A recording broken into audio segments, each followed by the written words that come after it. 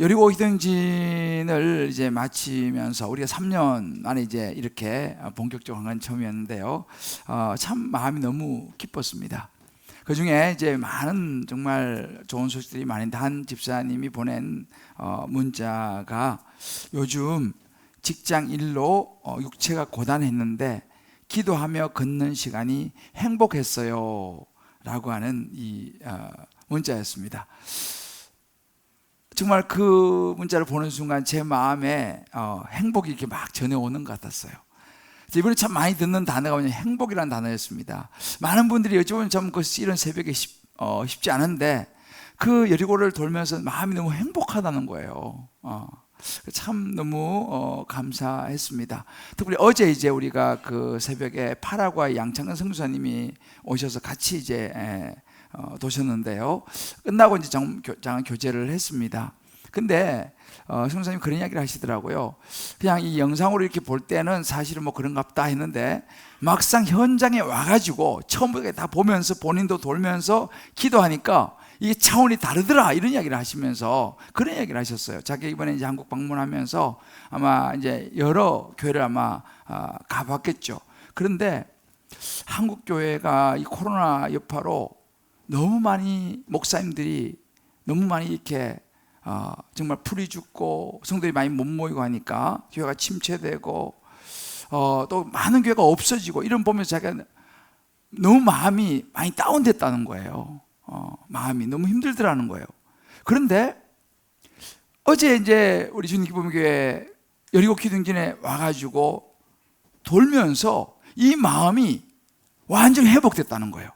그러면서 그런 마음을 해주시다는 거예요. 그래, 아직도 한국 교회는 살아있다. 이렇게 기도하는 주님 기쁨의 교회 같은 이런 교회가 있지 않느냐, 너도 할 수 있다 라고 하는 그 힘을 확 받으셨다는 거예요. 그래서 정말 자기 너무 좋았다고, 이것이 하나님이 자기에게 주신 영적인 선물이다. 이제 자기 이제 파라과이로 이제 돌아가면서 이 힘을 받아가지고 돌아간다 그러면서 너무너무 좋아하면서 몇 번이나 반복해서 이야기를 하시는 걸 들었습니다. 저도 그 이야기를 들으면 참 너무 마음이 좋았습니다.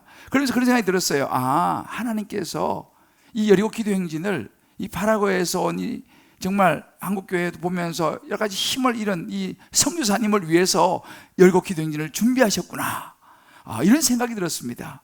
정말 이번 여리고 기도행진은요, 아마 그 선교사님뿐만 아니라 저와 여러분 한 분 한 분에게 정말 새로운 하나님의 영적인 도전과 여리고가 무너지는 그런 시간이 되었을 줄로 믿습니다. 할렐루야. 우리 그런 하나님께 정말 다시 한번 감사와 영광의 박수 돌려줍시다. 할렐루야. 여러분, 우리의 기도가요 이렇게 힘이 되는 거예요. 아까 제가 놀랬지만 봤어요? 우리 연우가 막, 와, 난 누가 저렇게 열심히 기도를 하더만은, 우리 다음 세대 아이가, 요즘 아이들이 더 정말 기도를 얼마나 간절하게 하는지 손 들고 보셨어요? 아까 전에요? 누군가 보니까 곱슬머리인데 보니까, 처음에는 몰라봤어요. 근데 보니까 연우더라고요. 이 참 인물이 될 줄을 믿습니다. 여러분, 우리의 기도가 이렇게 힘이 된다는 사실이에요. 기도가요, 이 마중물이 된다는 생각을 요즘 참 많이 합니다. 이런 마중물이 뭔지 아시죠? 시골에 보면 그 왜 펌프질 하지 않습니까? 그냥 이제 펌프에 물이 안 나오잖아요. 근데 물을 한 바가지 가져와서 붓고 막 펌프질하면 막 물이 막 펄 쏟아지는, 이건 이걸 마중물이라고 우리 그러죠. 아마 경험이 많이 있으리라 생각합니다. 근데 하나님의 축복의 원리를 가만히 보면요, 사실 이 마중물의 원리하고 같아요. 우리 아이들을 이렇게 키워보면 애들은 항상 용돈이 부족해요. 뭐 돌아서면 뭐 다 그냥 써버리고. 그런데 저도 이제 이렇게 보면 생일이 된다 이렇게 되면요, 이 애들이 안 그래도 부족한 용돈인데 어떻게 해도 그 용돈을 좀 모으고 뭐 하여튼 긁어 모아가지고 해서 생일이 되면 선물을 조그만 거라도 사가지고 오는 거예요. 카드도 뭐 아빠 뭐 감사합니다 뭐 축하합니다 해가지고, 제가 그렇게 이제 받으면서 그런 생각을 하는 거예요. 이거도 걔들이 무슨 돈이 있겠습니까? 그죠? 그 용돈도 뭐 다 어디서 나간 거예요. 그런데 그걸 받으면 제가 마음에 어떤 생각이 드냐면, 이거 어떻게 채워주지? 안 그래도 용돈도 없는데, 그런 생각이 제가 드는 거예요. 그러면서 어떻게 해서라도 사실은 얘들한테 내가 그 선물보다 훨씬 많은 용돈을 어떻게 해서라도 제가 흘려 보내야겠다는 생각하고 실제로 흘려 보냅니다. 아마 여기 계신 부모님들 뭐 그런 경우 많이 있으실 거예요.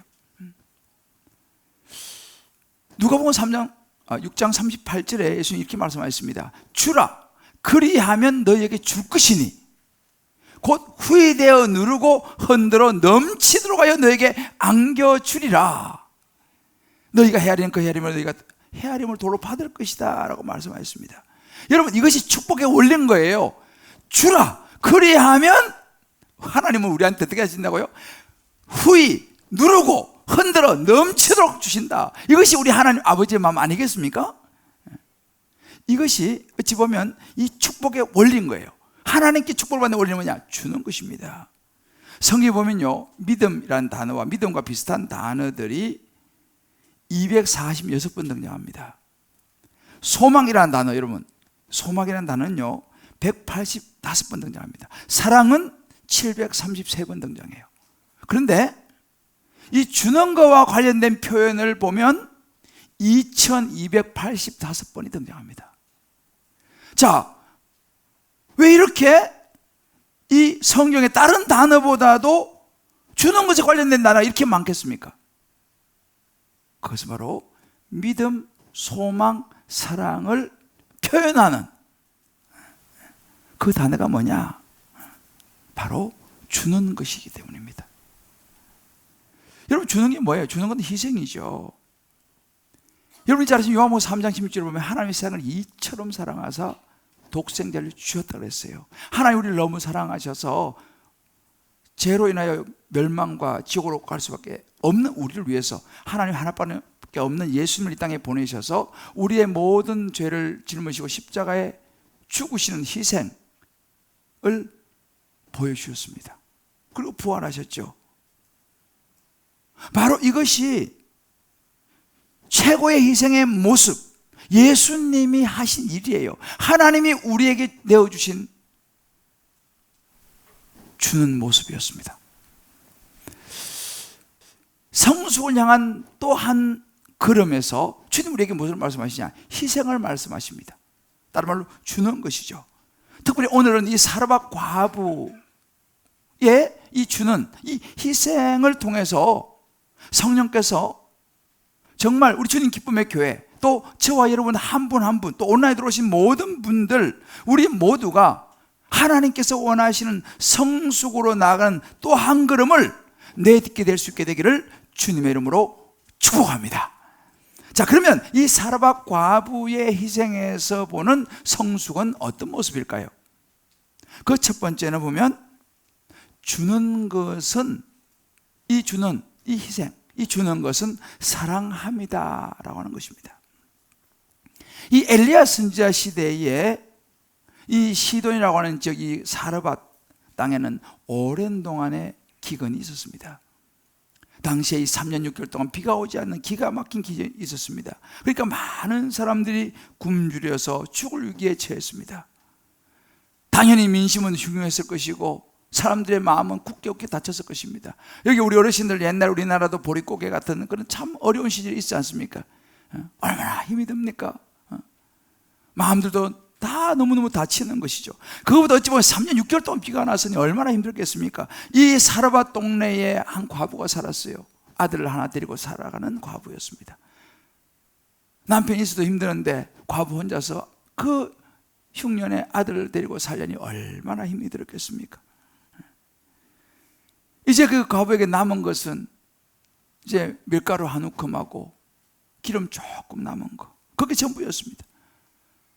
더 이상 이제 버틸 힘이 없습니다.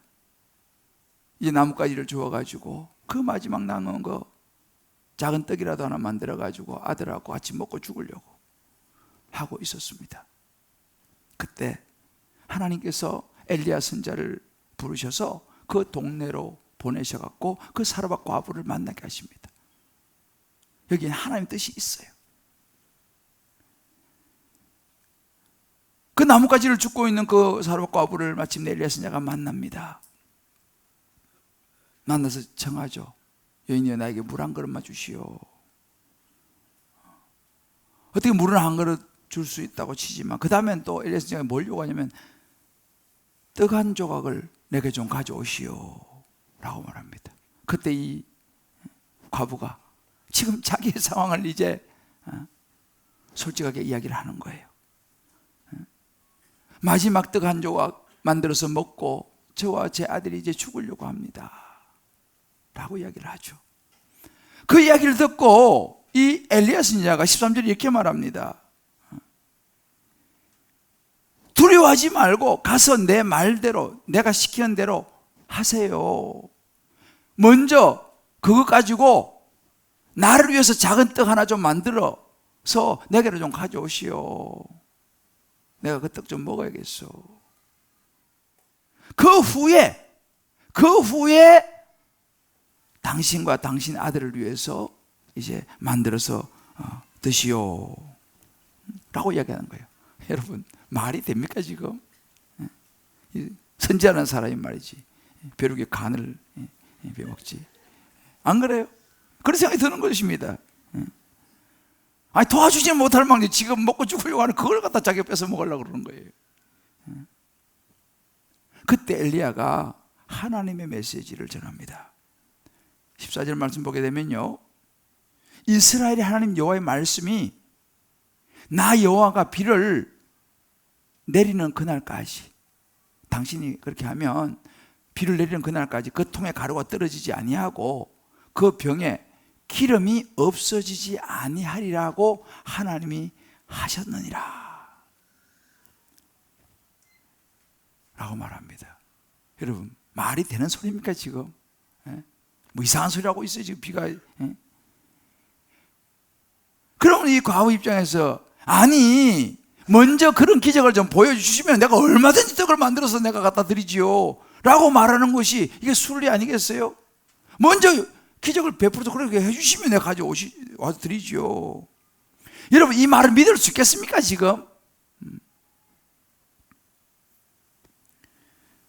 근데요 이 사르밧 과부가 그 말을 듣고 좀 바보같이 그렇게 순종을 해요.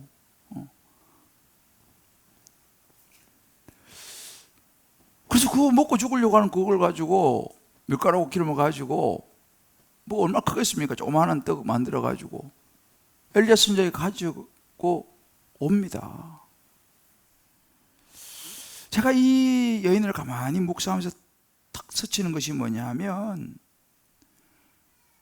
예수님 발 앞에 와서 향유 옥합을 깨뜨린 여인 생각이 나더라고요. 예수님이 십자가에 이제 달려 죽으실 것을 생각하면서 이 여인은 자기에 너무 소중한 거죠. 그 향유 옥합을 가지고 와서 예수님 발 아래 깨뜨려서 발을 닦고 예수님 머리를 닦는 그 여인 딱 생각나는 거예요. 그러면서 예수님 그런 이야기를 하잖아요. 그거 보고 옆에 사람들이 막 비웃었습니다. 아니 그거 돈이면은 팔아서 차라리 가난한 사람들 나눠주지 라고 말하는 누구냐? 예수님이 제자 가룟 유다였어요. 근데 예수님이 뭐라고 말합니까? 놔두라 잘했다. 이 여인은 나의 죽음을 준비하는 것이라. 이 여인이 한 일은 앞으로 온 천하에 기억될 것이다 라고 예수님께서 말씀을 하세요. 하나님께서 제가 말씀드렸죠. 보여주신 사랑은 뭐예요? 하나밖에 없는 아들을 내어주시는 사랑이에요. 여러분 사랑이라는 것은요 주는 거하고는 뗄래야 뗄 수가 없는 것이 사랑입니다. 제가 언젠가도 말씀 한번 드린 것 같은데 저는 제가 아내를 처음 소개를 받았을 때 이제 데이트를 하는데 마음에 드니까 뭐라도 주고 싶은 거예요. 뭐라도 주고 싶은 거예요. 근데 제가 그때 제가 신학생 때인데 제 사례비가 17만 원 받았어요. 그러니까 이제 전도사 사례 17만 원 받아가지고 뭐 11조하고 뭐하고 더 떼고 나면 뭐 얼마 남지 않잖아요. 근데 그거 가지고 점심도 사 먹어야죠. 또 필요한 책도 사야 되죠. 교회 가는 차비도 해야 되죠. 뭐가 남겠습니까? 그러니까 너무너무 가난했어요. 그러니까 뭐 주고 싶은데 줄 게 없는 거야. 데이트를 하면 뭐라도 줘야 될 거 아니에요. 주고 싶은데. 그래서 정말 생각하다가 마침 그때 학교에서 축제 안 하고 꽈티가 나서 꽈티가 서울신학대학원에 그걸 내가 챙겼다는 거예요. 챙겨서 가서 줬어요. 뭐 입을 수 있겠습니까? 서울이 낙타 이렇게 찍혔는데 지금도 기억이 나는 거예요. 뭐라도 주고 싶은데 줄 게 없으니까 꽈티라도 갖다가 그냥 나중에 물어보니까 안 입었다더라고. 그래서 그 마음이 되게 제가 좋았다는 거예요.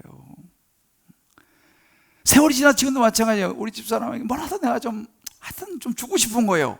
나는 좀 좀 그렇더라도 그냥 이게 주고 싶은 거. 여러분도 그러지 않습니까? 자식들한테 나는 좀 그래도 어떻게든 자식들은 좀 좋은 거 주고 싶고 좋은 거 이쁘고 싶고, 이게 부모의 마음이잖아요. 이게 사랑인 것이죠. 역대상 29장 14절 이렇게 말합니다. 나와 내 백성이 무엇이기에 이처럼 즐거운 마음으로 드릴 힘이 있었나이까.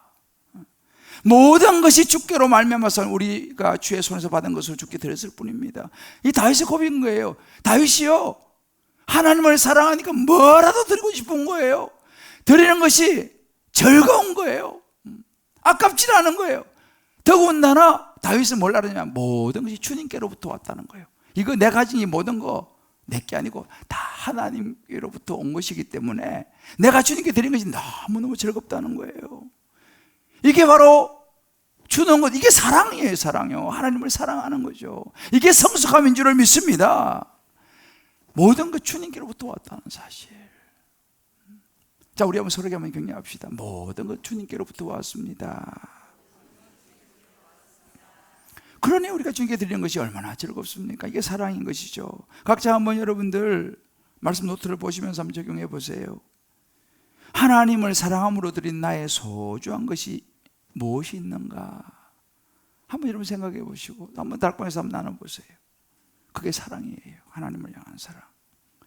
두 번째, 사르밧과 아브의 성에서 보는 성숙은요, 주는 것은요 욕심을 피우는 길이라는 거예요. 이 사르밧과 아브가 그 가루하고 기름을 내놓는 것은요 뭐예요? 죽으면 죽으리다의 고백인 것입니다. 주님 앞에서 그 마지막 먹고 죽으려고 한 거 그거 아니에요. 그거 내놓은 거 아니겠습니까? 그리고 이제 그걸 가지고 엘리야를 위해서 음식을 만들어서 15절에 보면 드리는 장면이 나와요. 그가 가서 엘리야의 말대로 하였더니 진짜 음식 만들어서 드립니다. 여러분 보세요. 우리가 세상적인 관점으로 보면 이해가 안 되는 장면이에요. 여러분 이게 말이 됩니까 지금? 우리가 살아가는 세상은요 다 이 물질 중심이에요. 이 세상을 움직이는 것은 여러 가지점, 그 핵심은 뭐예요? 돈이 움직이지 않습니까? 그렇기 때문에 이 세상은요 많이 가졌다고 해서 주는 게 아니에요. 어찌 보면 많이 가져도 생각보다 인색할 수가 있어요. 왜 그렇습니까? 우리 안에는 더 가지고 싶은 욕심이 저를 비롯해서 끝이 없기 때문에 그래요. 아유 나는 이 정도면 됐다 그런 사람이 있습니까? 좀 더 가지고 싶은 거예요. 주면 왠지 손해보는 느낌이 드는 거죠. 그래서 우리가 마가복음 10장에 보면 부자 청년이 나오지 않습니까? 예수님이 어떻게 영생을 얻으리까? 너가 가진 것 가난한 자들에서 팔아서 나눠주고 넌 날 따르라. 부자 청년이 뭐합니까? 근심하면서 생각하다가 결국 그는 돈을 선택하고 떠나갑니다. 생명보다 돈을 선택하는 시대가 이 시대였지 보면요. 왜? 그는 영생을 제대로 깨닫지 못했기 때문이기도 하죠. 자, 그렇다면 어떻게 우리 안에 있는 그 욕심, 제 안에 있는 이 욕심을 이길 수 있을까라는 거예요. 방법은 주님께서 가르치시는 방법 하나밖에 없어요. 예수님께서 말씀하시는 겁니다. 주는 것이다. 주는 것이, 내 것을 줄이는 것이 욕심을 이길 수 있는 방법이다. 그리고 중요한 것은 처음부터 그것이 내 것이 아니었다라는 사실을 너가 생각하는 것이라는 거예요. 다 하나님으로부터 왔다라는 사실을 생각하는 것이다. 이게 영의 생각인 것이죠. 그러니까 세상하고 반대예요. 세상은 모두 내 것이고 다 내가 움켜쥐어야 되는데 주님은요 그래가지고 욕심을 못 이긴다는 거죠. 주는 것을 통해서 너 마음의 욕심을 이길 수 있다. 이번에 이번 주에 김동길 교수님이 이제 하늘나라 가셨죠. 그 헤드라인을 이렇게 뽑았더라고요. 모든 것 주고 떠났다. 김동길 교수 이렇게 나왔어요. 모든 것 주고 떠났다. 이번엔 보니까 연세대 이미 시신 다 기정을 다 윤으로 남기고 또 본인의 집도 그 대학에 다 기부하고 정말 모든 걸 주고 떠나셨더라고요. 그래서 제가 보면 그런 생각했어요. 이분은 살아생전에 모든 걸 천국 화폐로 다 바꾸셨구나. 참 지혜로우시구나. 근데 사실은 그렇습니다. 저도 이게 참 말은 이렇게 하지만 어려운 이야기예요. 왜냐하면은 내가 가진 이것들을 다 정리하고 내어놓는다는 자체가 참 어려운 이야기이기 때문에 그렇습니다. 근데 이것을 분명한 것은 뭐예요? 이것을 한 만큼 그 사람의 인생은 가치가 있는 것은 사실이에요.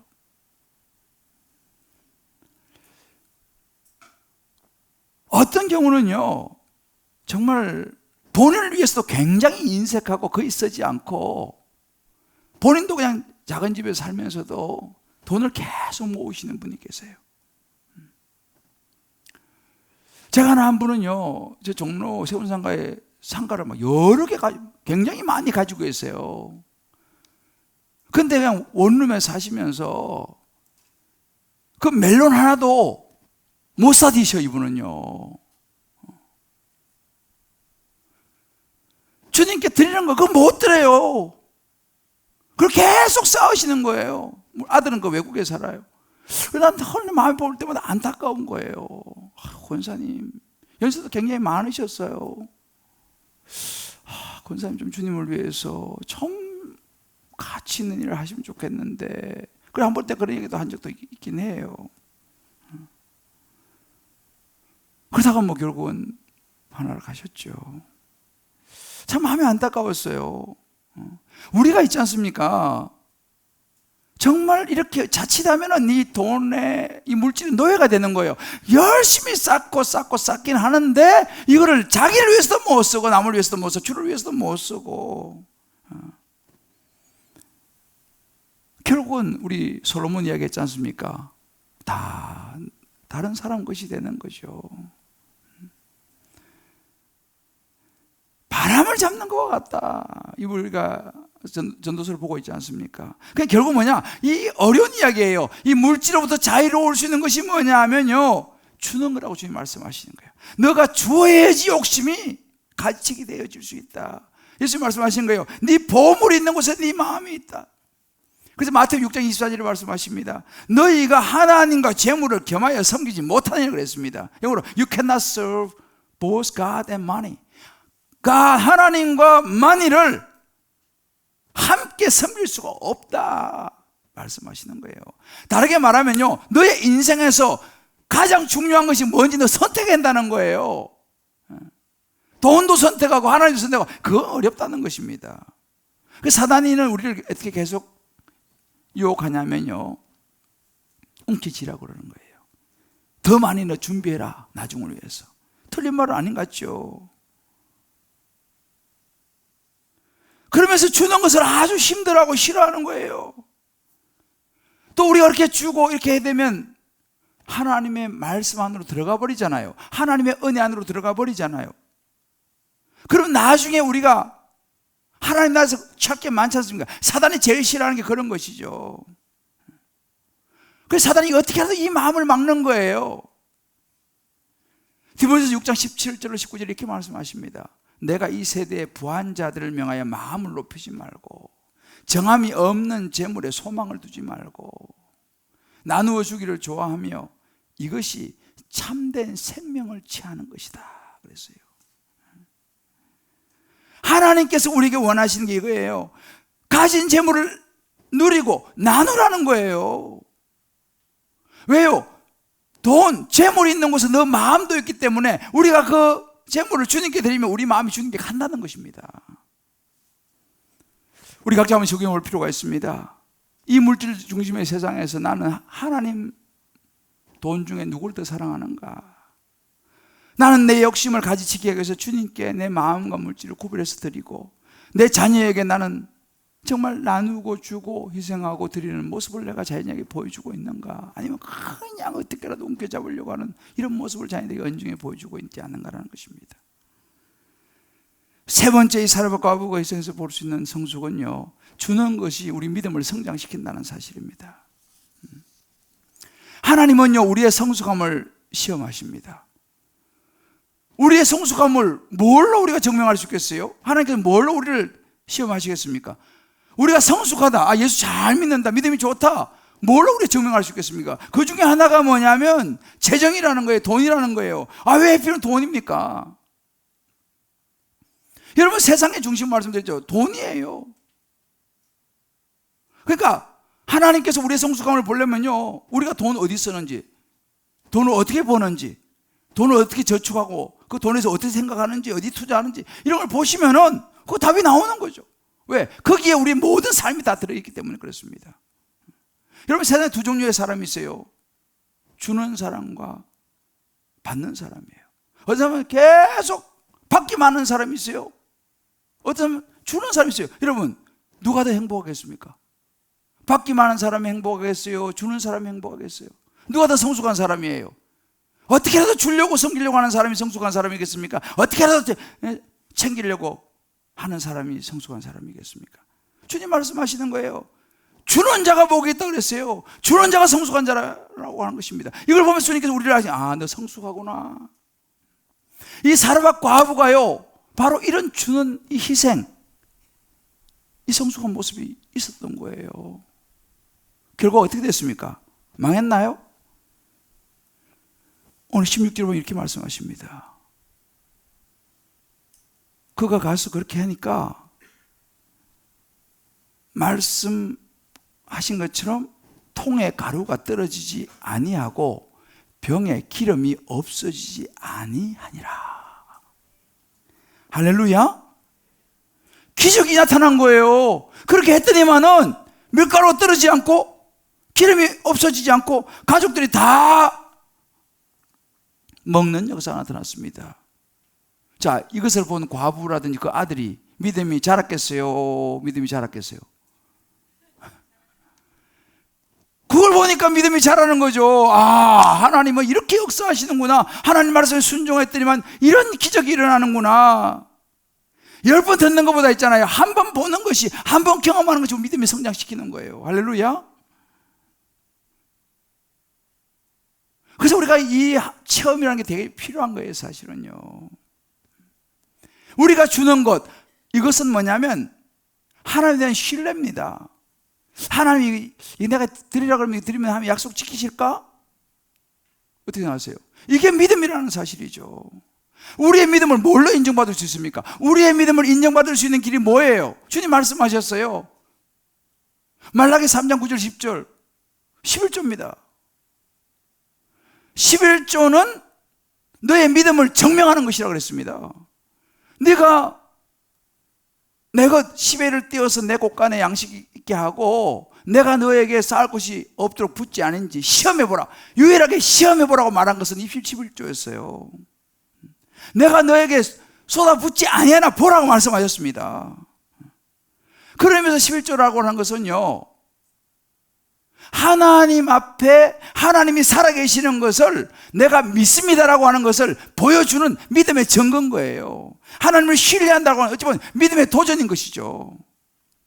뭐 선교하고 뭐 구제하고 뭐 우리 다음 세대 오병이어, 이게 다 마찬가지 믿음의 도전인 것입니다. 왜요? 주님이 그렇게 하면 내가 너에게 쏟아부어 주겠다 말씀하셨으니까 그것을 통해서 우리 믿음의 성장을 볼 수 있기 때문에. 여러분, 주님께 드린 건 선심 쓰는 게 아니에요. 믿음인 것입니다. 우리가 주님께 1시간 예배 드리면서 이 시간을 드리는 거 선심 쓰는 거 아니에요. 하나님 앞에 내 이 시간을 드리는 믿음을 보여드리는 것이죠. 이것을 통해 우리 믿음이 성장한다는 사실입니다. 고린도후서 9장 7절 이렇게 말씀했습니다. 각각 그 마음에 정한 대로 할 것이 인색함으로 억지로 하지 말지니 하나님은 절개된 자를 사랑하신다 그랬어요. 우리가 주님께 드림으로 인해서 이것은요, 의무라기보다는요, 기회인 것입니다. 왜요? 내 믿음을 키울 수 있는 기회고 하나님이 우리를 축복할 수 있는 기회가 된다는 사실이에요. 그래서 누가복음 16장 11절에 보면 너희가 만일 불의한 재물에도 충성하지 아니하면, 제가 지난번에 말씀드렸듯이 불의한 재물이 뭡니까? 이 땅에서 천국으로 가져갈 수 없는 재물이에요. 이 땅에서만 쓸 수 있는 재물, 그 재물로도 이 땅에서 너가 충성하지 않으면 하늘에서 내가 너한테 참된 것으로 맡기겠느냐는 거예요. 하나님은 우리의 물질, 재물을 통해서 우리의 성숙함을 시험하신다는 사실입니다. 각자 한번 적용을 해보세요. 나는 우리 집과 우리의 모든 내 인생의 재정을 하나님이 책임진다는 사실을 믿습니까? 이거에 대해서 우리가 확실히 내 믿음을 한번 살펴볼 필요가 있어요. 만약에 이것을 믿는다면 그 믿음의 정표는 무엇입니까? 이것을 우리가 한번 생각해 볼 필요가 있어요. 이런 결단이 필요한 것입니다. 왜? 내가 하나님 믿으니까. 마지막으로 이 사르밧과 아부가 보여주는 성숙은요, 주는 것은 축복이 된다는 걸 보여줍니다. 이 성경 16절이 보여주고 있는 삶의 원리예요. 통에 가루가 떨어지지 아니하고 병에 기름이 없어지지 아니하리라. 이게 축복의 원리 아니겠습니까? 하나님은요, 복음을 위해서 드리는 사람을 축복하세요. 그럼 인간적으로 생각해 보세요. 지금 당장 먹을 것도 없는데 굶어 죽을 판인데 사르밧과 아부처럼 드릴 수 있겠습니까? 사실 말이 쉽지 어려운 이야기예요. 목사라고 해서 여러분 하나님 이게 헌금 드리는 이런 것이 하나님 드리는 것이 쉬울까요?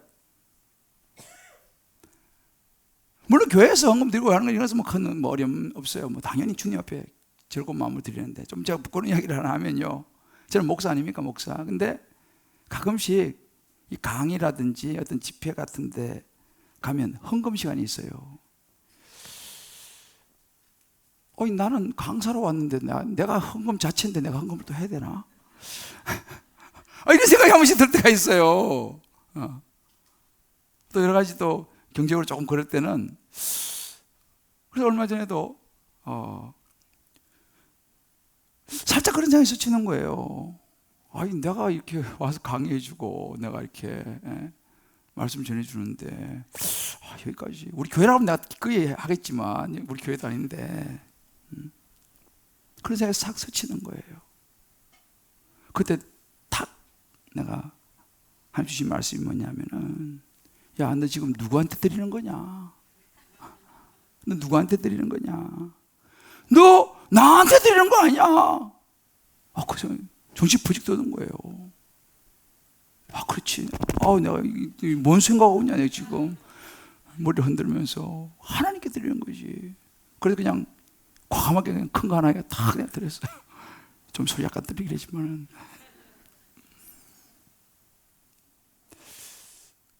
하나님 생각하니까요, 내가 드리는 대상을 생각하니까 그렇게 어렵지 않더라니까요. 그러고 나니까 마음이 너무 좋은 거예요. 순간 내가 그걸 딱 드는 생각이, 오늘도 하늘에 보냈다, 하늘 저축을 했구나. 너무 마음이 좋은 거예요. 이런 목사도 이렇다니까요. 근데 여러분, 이 사르밧과 아부는요, 이거보다는 훨씬 더 어려운 상황입니다. 왜요? 지금 먹고 죽으려고 하는 마지막 음식 아닙니까? 그렇잖아요. 그걸 내놓는 거예요. 핵심이 뭐예요? 여러분, 우리가요, 때로는 우리가 줘야 될 때가 내가 가장 없을 때일 수도 있다, 이 말이에요. 많은 거 줄 수 있지만 내가 가장 없을 때 드려야 될 수도 있다, 이 말이죠. 이런 거죠. 내가 지금 빚이 많아요. 갚을 빚도 많은데 11조 할 수 있겠습니까, 지금? 오히려 하나님이 나한테 11조 하셔야지, 지금. 그래, 내 빚 좀 갚지. 안 그래요? 분명한 것은요, 내가 하나님을 첫 번째로 생각하면 하나님이 나를 첫 번째로 생각하신다는 사실을 믿으시길 바라요. 내가 하나님을 첫 번째로 생각하면 하나님이 내 필요를 모르시겠어요? 내가 드린 것보다 훨씬 많은 것을, 심지어 부모도 자녀의 그 어렵게 모은 용돈을 가지고 선물을 사오는데 가만히 있지 않는데 하나님께서 우리를 축복하지 않으시겠냐는 사실입니다. 잠언 22장 9절에 이렇게 말씀하십니다. 선한 눈을 가진 자는 복을 받으리니 이는 양식을 가난한 자에게 줌이니라. 하나님을 가장 우선순위에 둘 때에 하나님이 어떻게 우리를 축복하지 않겠냐는 사실입니다. 우리 수입이 늘지 않겠냐는 사실이에요. 우리 소유를 축복하지 않겠냐는 사실입니다. 제가 말씀드렸는데 저는 신학생 때 결혼했어요. 돈이 하나도 없어요. 제가 받는 월급 17만 원 전부였는데 근데 내가 유학을 가게 됐어요. 그것도 기적 같은 일이죠. 유학을 가서 제가 이제 런던에 이제 갔는데 조그마한 교회를 내가 이제 청빙을 받아서 이제 갔는데 첫 달에 보니까 사례비를 100파운드 줬어요. 100파운드는 그 당시 12만 원이었어요. 12만 원 사례비를 받아가지고 그 청년들은 먹여야 되는 사람들 아니겠습니까? 그죠? 먹여야 돼. 그러면 12만 원 받아가지고 11조 떼고 뭐 하고 뭐 얼마나 하겠어요? 그러니까 돈이 부족하죠. 우리 집사람이 알바를 했어요. 열심히 집에서 학생들 가르치고 또 한국 학교 가서 선생하고 해가지고 그래가지고 그거를 가지고 사실은 아낌없이 다 퍼줬어요. 청년들은 계속 먹여야 되니까 뭐 알바해가지고 그냥 다 퍼줬어요. 어떻게 됐을까요? 망했을까요?